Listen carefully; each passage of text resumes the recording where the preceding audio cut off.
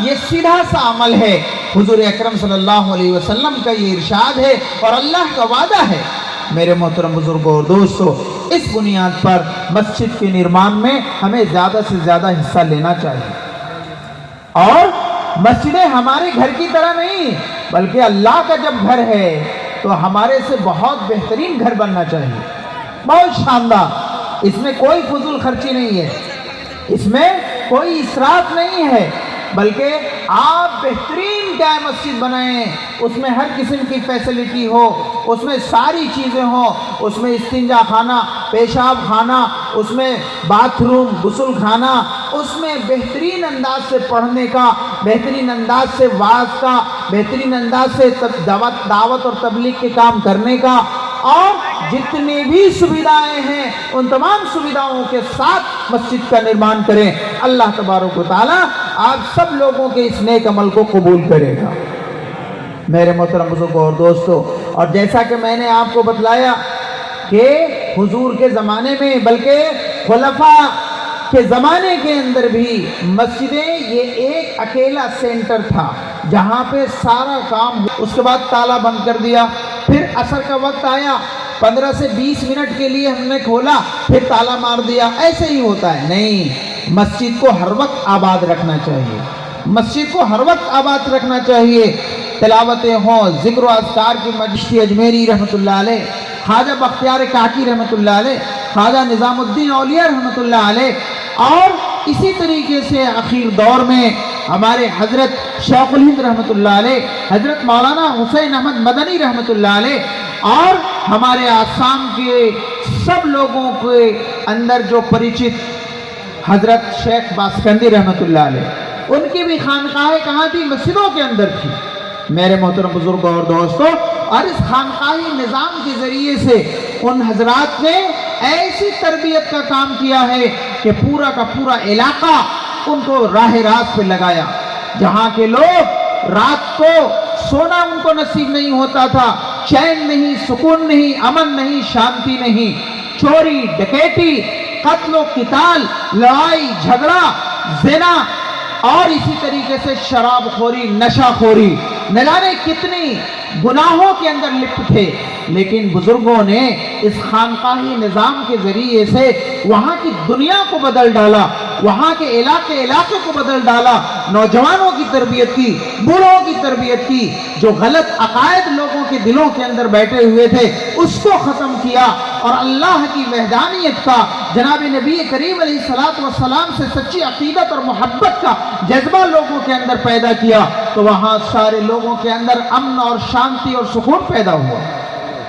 اور یہ ذمہ داری تو جناب نبی کریم علیہ السلام کی تھی، اور حضور اکرم صلی اللہ علیہ وسلم سے لے کر کے تمام بزرگان دین نے اپنے اپنے زمانے میں اس کام کو انجام دیا.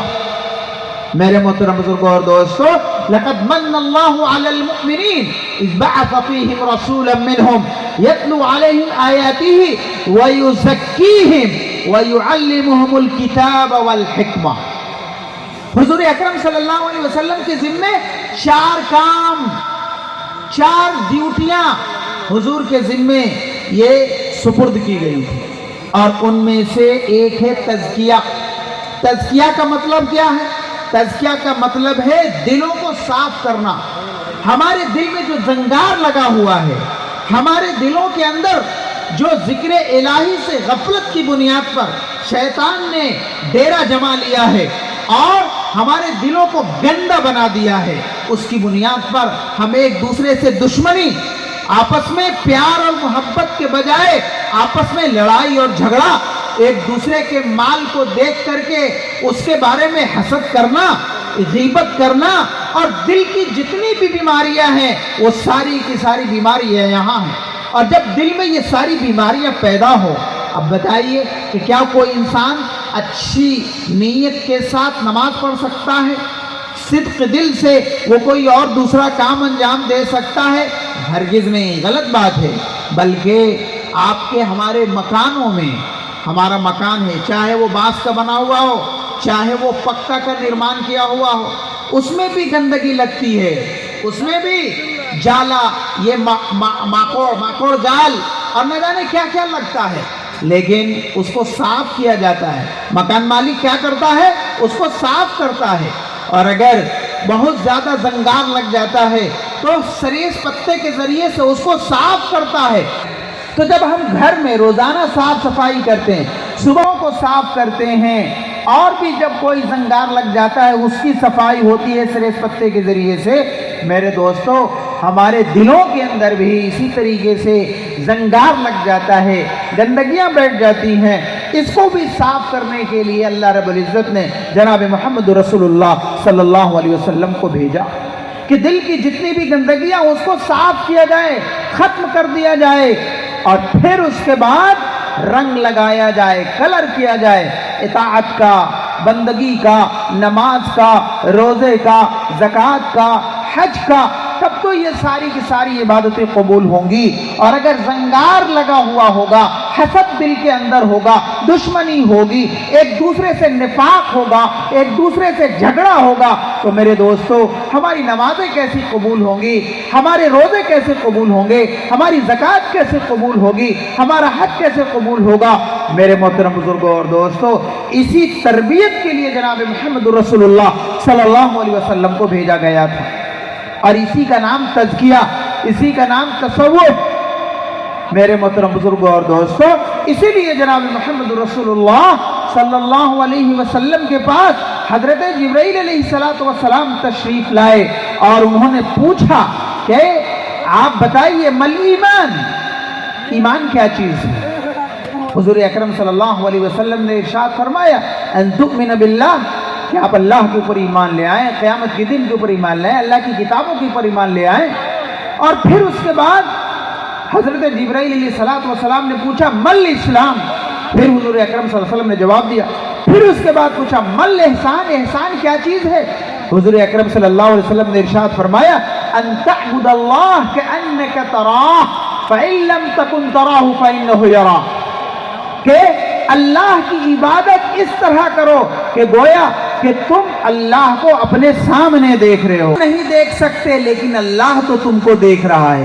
میرے محترم بزرگوں اور دوستو، اگر آپ کہیں نوکری کر رہے ہیں اور آپ کے پردھان ادھیاپک، آپ کے جو ہیڈ ماسٹر ہیں، آپ اگر کسی اسکول میں چاکری اور نوکری کرتے ہیں اور اگر ہیڈ سر موجود ہیں تو آپ اچھی طریقے سے ڈیوٹی انجام دیتے ہیں، اور اگر ہیڈ سر نہیں ہوتے تو سوچتے ہیں چلو کوئی بات نہیں ہے، ہیڈ سر تو نہیں ہے، دیکھنے والا تو کوئی نہیں ہے، ادھر ادھر غلط کام کر سکتے ہیں، کرتے کہ نہیں کرتے ہیں؟ یا کہیں آپ نوکری کر رہے ہیں کمپنی میں، اور کمپنی کا ڈائریکٹر یا CEO اگر سامنے ہو تو انسان بہت ہی ٹائم پہ آتا ہے، اور جتنے بھی اس کے اسائنمنٹ ہیں وہ ساری چیزوں کو اچھے طریقے سے انجام دیتا ہے۔ لیکن اگر ڈائریکٹر صاحب نہیں ہے، CEO صاحب نہیں ہے، یا ہمارے ڈپارٹمنٹل ہیڈ نہیں ہے، تو پھر ہم کام کے اندر کیا کرتے ہیں کہ کوئی پوچھنے والا تھوڑی ہے، آج ابھی تو ڈائریکٹر صاحب نہیں آئے، اس لیے ابھی ہم جا کر کے چائے کی دکان میں، پان کی دکان میں ہم ٹائم ویسٹ کرنے چلے جاتے ہیں۔ میرے محترم بزرگوں اور دوستو، تو مالک کے نہ ہونے کے بنیاد پر، ڈائریکٹر کے نہ ہونے کے بنیاد پر، کمپنی کے CEO کے نہ ہونے کے بنیاد پر انسان غلط کام کرتا ہے، ٹائم کو ویسٹ کرتا ہے، اپنے اسائنمنٹ کو صحیح ٹائم پر اس کو پورا نہیں کرتا ہے۔ کیوں؟ اس لیے کہ سامنے والا موجود نہیں ہے، دیکھنے والا موجود نہیں ہے۔ میرے محترم بزرگوں اور دوستو، لیکن یہ سارے کے سارے اگر موجود ہو تو انسان سترک ہوتا ہے، الرٹ ہوتا ہے، اور بڑی ہی چالاکی کے ساتھ کام کرتا ہے، جتنے اسائنمنٹ ہوتے ہیں اس کو پورے طور پر اس کو مکمل کرتا ہے۔ ٹھیک اسی طریقے سے اگر ہمارا یہ تصور ہو کہ اللہ رب العزت مجھ کو دیکھ رہے ہیں، اللہ کے سامنے ہم کھڑے ہیں، تو میرے دوستو کیا ہمیں ہمت ہو سکتی ہے کسی برائی کے آنے کا؟ دل کے اندر کیا ہمت ہو سکتی ہے کہ ہم کام میں غلط کام کر لیں، ہم چوری کریں، ہم ڈکیتی کریں، ہم اپنے بزنس میں اگر لگے ہوئے ہیں تو ہم گھاٹا تول دیں، ہم کم تولیں، یا ہم پیسہ لین دین کے اندر کم کریں، یا ہم اپنی کمپنی کا مال چورا لیں، یا اور کسی کے دوسرے کے جائیداد اور پراپرٹی پر قبضہ کر لیں؟ یہ کبھی بھی ہمت نہیں ہو سکتی ہے۔ کیوں؟ اس لیے کہ اللہ رب العزت دیکھ رہا ہے، اللہ کب پکڑ لے گا یہ کوئی ٹھکانہ نہیں ہے۔ میرے محترم بزرگوں اور دوستو، ان بطش ربک لشدید، اللہ کی پکڑ بہت تیز ہے۔ یہ ڈھیل دیتا ہے. یہ نہ سمجھیں کہ اللہ نہیں دیکھ رہا ہے. اللہ کے سامنے تو ساری چیزیں موجود ہیں. یہ ٹرانسپیرنٹ ہے, ساری چیزیں ایک دم کھل کر کے آئینے کی طرف صاف اور شفاف ہے میرے محترم بزرگ اور دوستو. لیکن یہ نہ سمجھیں کہ ہم اتنا چوری کر لیا, اتنا کام ہم نے کسی کے پراپرٹی کو, جائیداد کو قبضہ کر لیا ہے, کسی کے ہم نے ڈنڈی مار دیا, ہم نے سامان دیتے وقت میں اتنا سامان کم دے دیا ہے, یا ہم نے دکان میں گاہکوں کو, کسٹمرز کو ساتھ ہم نے دھوکہ دے دیا, اللہ تو نہیں دیکھ رہا ہے. میرے محترم بزرگ اور دوستو, یہ اللہ دیکھ رہا ہے. اللہ رب العزت مہلت دیتا ہے, یہ ڈھیل دیتا ہے کہ ٹھیک ہے, ابھی بھی سدھر جاؤ, ابھی بھی تم ٹھیک ہو جاؤ. میرے محترم بزرگ اور دوستو, خوش نہ ہو کہ ماشاءاللہ یہ دیکھو ہم کتنا اچھا کام کر رہے ہیں, کام اچھا کر رہے ہیں تبھی تو ہماری بلڈنگیں بن رہی ہیں, بینک بیلنس بڑھ رہا ہے, ایک دکان سے دوسری دکان ہو رہی ہے. نہیں, ہرگز نہیں. یہ اللہ رب العزت ڈھیل دے رہا ہے. جیسے چوہیا کیا کرتا ہے, چوہا ہے نا, چوہا, یہ چوہا ہمارے گھر میں آتا ہے اور یہ ہمارے گھر میں آ کر کے کپڑا کاٹتا ہے, اور ہمارے بچوں کا جو بکس ہیں وہی ہیں اس کو بھی آ کر کے کاٹ ڈالتا ہے. پریشان ہے. اس کے بعد ایک دن ہو گیا, 2 دن ہو گیا, 3 دن ہو گیا, آپ نے کیا نام ہے اس کپڑا کو اچھی طریقے سے دوسری جگہ پہ رکھا, لیکن وہاں بھی جا کر کے کاٹ ڈالتا ہے. آپ کے 5000 روپے کے سوٹ کو کاٹ ڈالتا ہے. آپ کے بچوں کے بکس آپ نے کیا نام ہے خرید کر لایا, وہاں کاٹ دیا, بیگ کاٹ دیا, اور بھی نہ جانے کیا کیا, اتنا ادھم مچائے ہوئے پریشان ہیں آپ. لاسٹ میں کیا ہوا, لاسٹ میں سوچتے ہیں بھائی کسی طریقے سے چوہا کو کیا کیا جائے, مارا جائے یا پکڑا جائے. پریشان ہو گئے. آپ نے تو پریشان کے ہونے کے بعد آپ چوہیا مارنے کا دوا لایا, چوہا مار دوا, موس مار دوا. یہ سپتاہک بازار میں بیچتا ہے کہ نہیں بیچتا ہے؟ ہاں بیچتا ہے. تو لاتے ہیں اور مٹھائی میں لا کر کے اس کو آپ رکھتے ہیں. آپ اس کیا نام ہے دروازے کے پاس, اس دروازے کے پاس, تو آپ کوریڈور میں رکھ دیا, ادھر رکھ دیا, ادھر رکھ دیا. چوہا آتا ہے, دیکھتا ہے, ارے واہ ہم نے کتنا کام کیا ہے, کتنا انعام دے رہا ہے, گھر کا مالک خوش ہے ہم سے, واہ ہم نے اس کے کپڑے کاٹے, ہم نے بچوں کے بہی کو کاٹ دیا, ہم نے بیگ کاٹ ڈالے, ہم نے ادھر ادھر نقصان پہنچایا, اور اس کے انعام کے طور پر آج مالک نے تو جہاں دیکھ رہا ہوں ہر طرف کیا ہے, پہلے تو چھپا کر کے سامان رکھتا تھا, لیکن آج کھول دیا ہے دروازہ, ہر طرف میرے لیے مٹھائی رکھی ہوئی ہے, ادھر کیا نام ہے رسو گلہ ہے, تو ادھر کیا ہے بریڈ ہے, تو ادھر کیا ہے فلاں چیز ہے. واہ واہ واہ واہ, ہم نے تو بہت بڑا کام کیا, چلو انعام ہے. لیکن اب تو وہ اس انعام کو سمجھ کر کے وہ چوہا اپنے منہ میں ڈالتا ہے, اور ڈالنے کے بعد ادھر ادھر حالت خراب ہو جاتی ہے, بھاگتا ہے, اور بھاگنے کے بعد دوسری جگہ جانے کے بعد وہ ختم, مر جاتا ہے. ایسا ہوتا ہے نہیں ہوتا؟ میرے محترم بزرگوں اور دوستو, اللہ رب العزت نے قرآن میں اسی طریقے کو واقعے کو بیان کیا کہ اللہ رب العزت کہتے ہیں کہ ہم ظالموں کو, ہم اتیاچار کرنے والوں کو, اور ہم بزنس میں اور وانجوں میں بے ایمانی کرنے والوں کو, اور اسی طریقے سے دوسروں کے مال اور جائیداد پر قبضہ کرنے والوں کو, غریبوں اور یتیموں اور مسکینوں کے جو حق کو مار کر کھانے والوں کو, ہم نے ان کو تھوڑی دیر کے لیے مہلت دی ہے. کیا وہ سمجھتے ہیں کہ اللہ رب العزت خوش ہے؟ ہرگز نہیں. ان اخذ ربک لشدید, اللہ کی پکڑ بہت تیز ہے, اچانک پکڑ لے گا. فَإِذَا هُمْ فِيهِ مُبْلِسُونَ, وہ حیران ہو جائیں گے, ارے یہ کیا ہو گیا, کل تک تو ہم بہت اچھے انداز سے چل رہے تھے, ہماری پراپرٹی, ہماری جائیداد, ہماری دکان, ہمارے مکان اور ساری چیزوں کے اندر دن بدن یہ بڑھوتری ہو رہی تھی, لیکن اچانک کیا ہو گیا, ہم پکڑ لیے گئے. میرے محترم بزرگوں اور دوستو, اس بنیاد پر ظالم ایک نہ ایک دن پکڑا جائے گا, اتیاچار کرنے والا ایک نہ ایک دن اللہ کی پکڑ میں آئے گا. میرے محترم بزرگوں, اس لیے نہ سوچیں, آپ نہ خوش ہوں کہ کہ ہم نے گناہ کا کام کیا ہے کرتے رہیں، اور ہم اتیاچار کیے ہیں کرتے رہیں، ہم لڑائی جھگڑا کرتے آئے ہیں کرتے رہیں گے، ہرگز نہیں اچانک اللہ رب العزت آپ کو پکڑ لے گا، اللہ کا عذاب آپ کے اوپر آئے گا، اور عذاب آنے کے بعد نہ جانے آپ کون سی مصیبت میں پڑ جائیں گے اور آپ دنیا سے ہمیشہ ہمیشہ کے لیے ختم کر دیے جائیں گے۔ آپ اللہ کے عذاب سے ڈریں، آپ اللہ کے اس پکڑ سے ڈریں، اس لیے کہ اللہ کی پکڑ اتنی مضبوط ہے کہ چھوٹی سی چھوٹی چیز بھی کوئی باہر نکل کر کے نہیں جا سکتی ہے۔ میرے محترم بزرگوں اور دوستوں، اس بنیاد پر ہمیں ہر وقت اس کے سلسلے میں ہمیں تیار رہنا چاہیے میرے محترم بزرگوں اور دوستوں۔ لیکن یہ اللہ کا خوف اور اللہ کا ڈر یہ کہاں سے آئے گا؟ ہم تو غفلت کی نیند سو رہے ہیں، ہمیں تو کوئی بتانے والا نہیں ہے۔